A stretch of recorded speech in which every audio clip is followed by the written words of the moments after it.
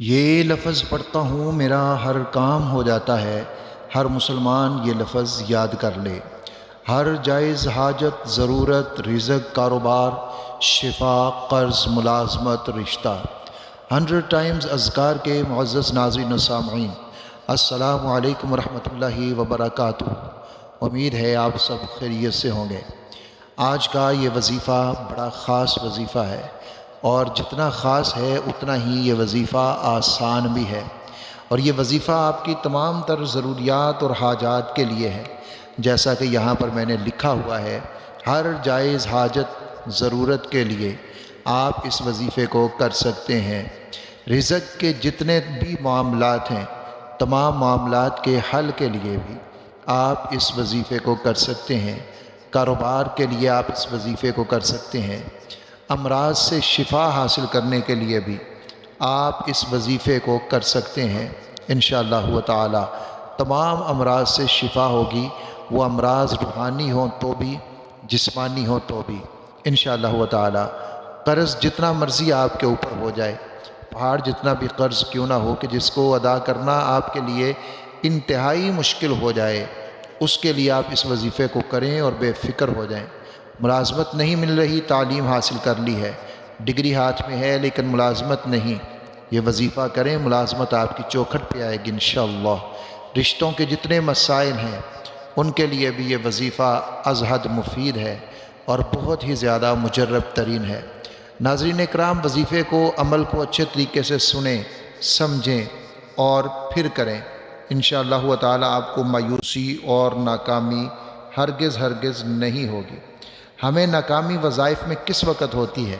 جب ہم اس کو ان کے بتائے ہوئے طریقے کے مطابق نہیں کرتے، پھر ہمیں ناکامی بھی ہوتی ہے، اور جب ناکامی ہوتی ہے تو پھر ہمیں مایوسی ہو جاتی ہے۔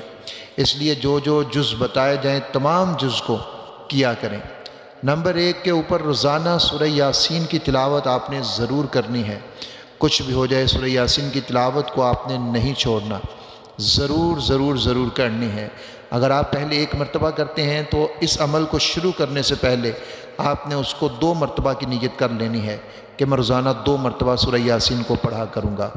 نماز کی پابندی کرنی ہے، نماز کو آپ نے کبھی بھی بالکل بھی نہیں چھوڑنا۔ کچھ بھی ہو جائے نماز آپ کی نہیں جانی چاہیے۔ تمام معاملات اپنی جگہ کے اوپر، اور نماز ہمیشہ ادا کرتے رہنا ہے۔ رات کو سونے سے پہلے آپ نے باوضو ہو جانا ہے۔ یاد رکھیں، اس عمل کے لیے وضو کرنا یہ انتہائی شرط ہے۔ لیکن ایک اور اس کے ساتھ کام ہے جو میں آپ کو عرض کیے دیتا ہوں۔ جب آپ نے جس دن یہ عمل شروع کرنا ہے، اس دن آپ نے صدقہ بھی کرنا ہے اپنی طاقت کے مطابق۔ جتنا آپ آسانی سے کر سکتے ہیں، وہ 1 روپیہ بھی ہو سکتا ہے، 1000 روپیہ بھی ہو سکتا ہے، 1,00,000 روپیہ بھی ہو سکتا ہے۔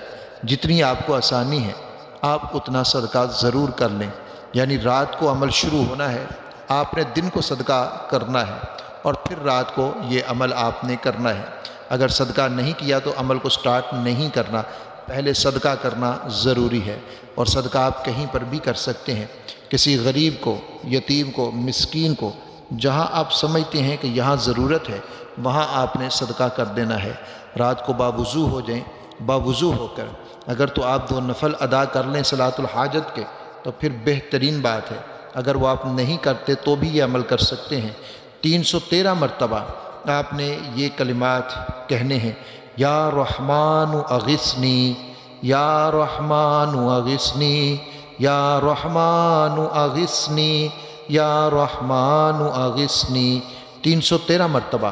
لیکن اول 11 مرتبہ درود شریف، آخر میں بھی 11 مرتبہ درود شریف، 313 مرتبہ آپ نے یہ کلمات کہنے ہیں، اور پھر آپ نے وہیں پر بیٹھے ہوئے اللہ رب العزت سے دعا کرنی ہے اپنی حاجت، اپنی ضرورت کے لیے۔ جو بھی جیسی بھی حاجت ہے، ضرورت ہے، جو بھی آپ کا جائز مقصد ہے، اس کے لیے آپ نے خوب رو کر، گڑ گڑا کر، عاجزی، انکساری اور یقین کامل کے ساتھ دعا کرنی ہے۔ یہ عمل آپ 7 دن کریں، 21 دن کریں، 41 دن کریں، یعنی جتنی آپ کو ضرورت ہے اور جس حساب سے آپ کی ضرورت ہے اس حساب سے آپ نے عمل کرنا ہے۔ جب تک ضرورت پوری نہ ہو جائے آپ نے عمل کو نہیں چھوڑنا۔